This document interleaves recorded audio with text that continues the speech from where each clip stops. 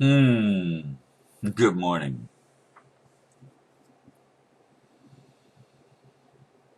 A very busy weekend for me, and the pondering this morning is immense, as it was last night. The title, let's just get into the title. Challenges from the Workshop and A Course in Miracles. It does not feel good when one feels he or she is not being heard, when one's perceived mission seems to be failing. That's how I was feeling in day 3 of the workshop, which I had the opportunity to express and get feedback. Then, when I got home and began going through all of the emails and comments on recent videos, I came across a video sent from a friend regarding a Course in Miracles principle.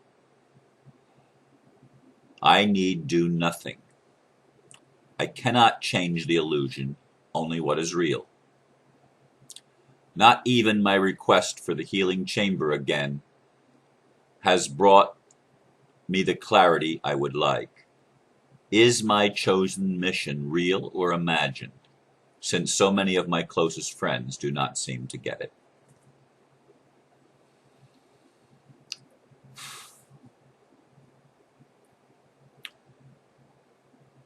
As I face an extremely busy day, I will be greatly challenged to get everything that's on my plate that I'd like to get done.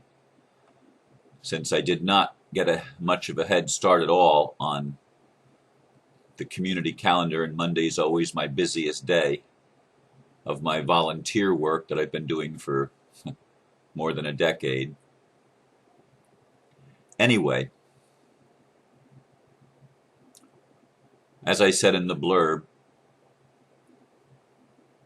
I was feeling heavier and heavier as the workshop progressed yesterday, due to the fact that it did not seem like my friends, some of whom I've known for a long time, are really with me in my mission to bring the kingdom of heaven to earth, to make the changes that need to be made on this planet, including the arrest of the cabal and the realignment of government back to principles uh, of a republic, back to principles of common law and constitutional limitations put upon government.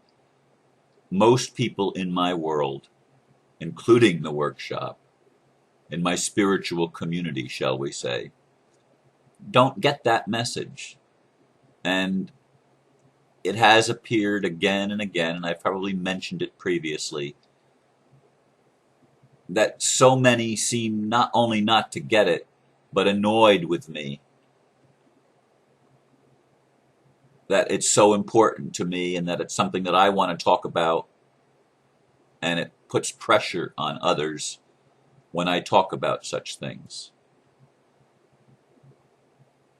And so these feelings, based on this observation that has been ongoing for me, these feelings were coming up heavily. And whereas the previous day I was in a very upbeat and positive frame of mind, it was quite the opposite yesterday. In fact, it was lower yesterday through most of the day than it was on Friday night and Friday during the day before the workshop, when I was feeling greatly victimized from what had happened the previous day, Thursday, in the courtroom. And so for the first time since I've been doing these workshops, Sunday was not a euphoric day for me, at least not up until the point that I had opportunity to share what I was feeling. And it was interesting listening to the responses from some of the people in the group.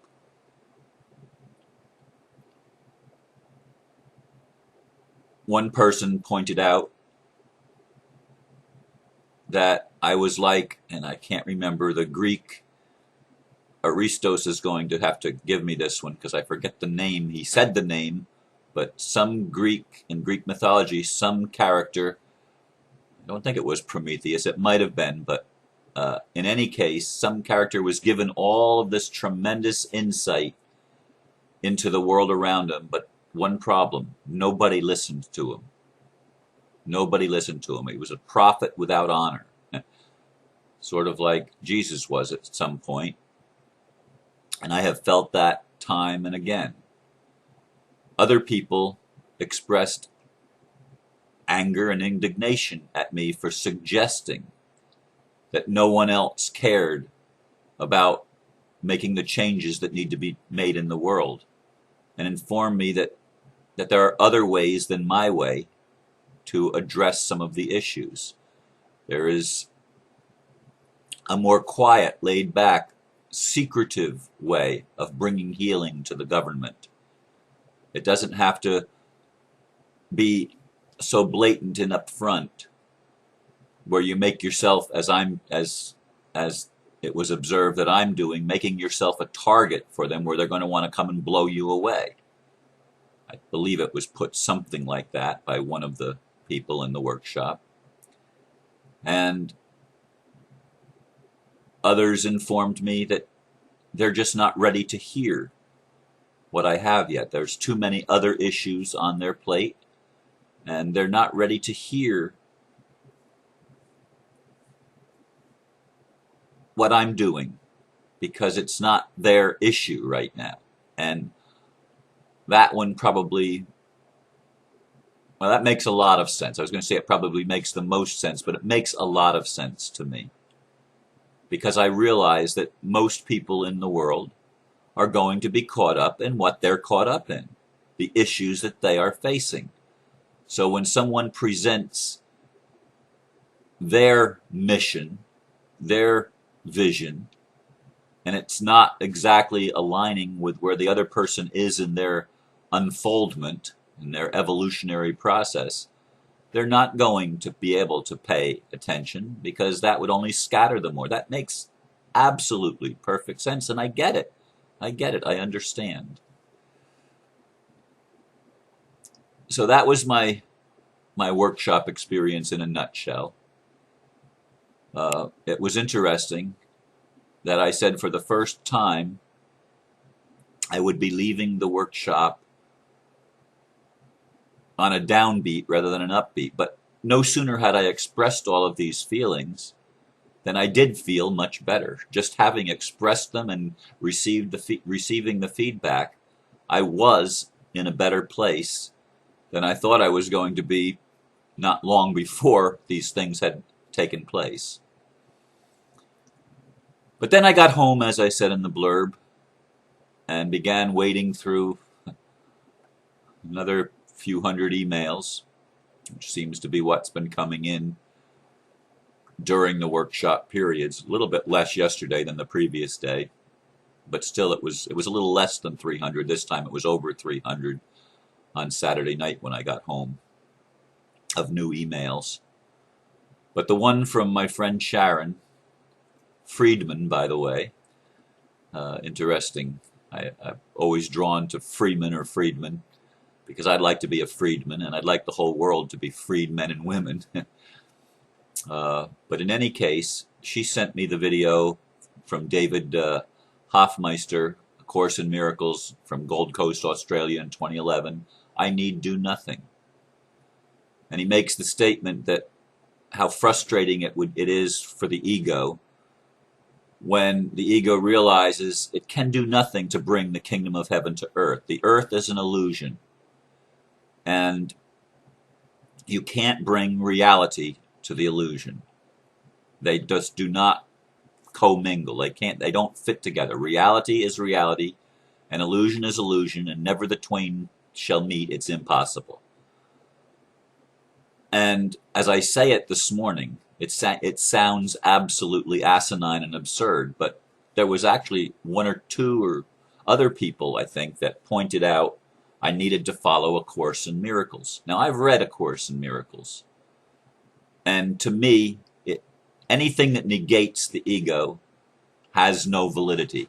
because the ego is a part of our human experience. It's a part of what is real as experience. And to call the ego and everything in the world an illusion has been an affront to my rational mind. And I've always wanted to integrate and bring everything together. Yes, my mission has been to bring the kingdom of heaven into manifestation on earth. That's been seen as my mission since I was a teenager. I'm 65. We're talking 50 years.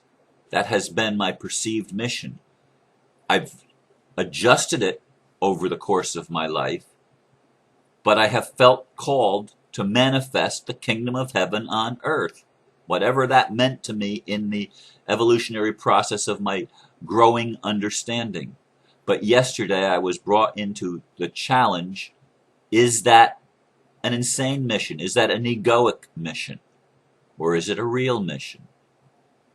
Is it something that Spirit has put upon my heart to do?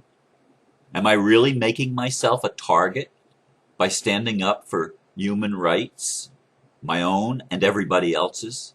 Am I really going to get blown away? I've been martyred in the past. I have the acute sense that that's true.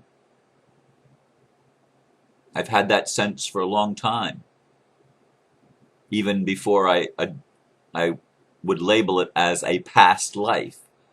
I had this sense that either I had been or was going to be killed for my belief, for what I'm doing and what I'm standing for. And so last night and again this morning, as I entered again into meditation,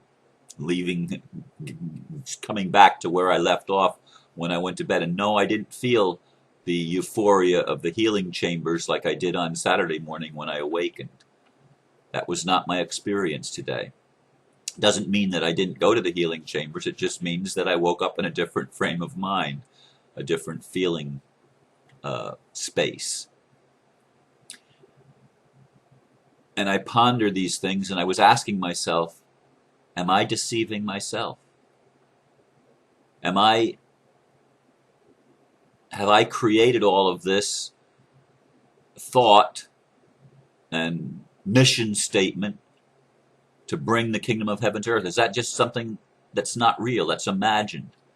I don't want to piss people off. I certainly don't want to piss my friends off, but over the past year, since September last year, when the pod family exploded on me, and then more recently when my Thursday group seemed to diminish, and now the workshop group, am I blowing up all of my friends, all of my relationships with my circle of friends?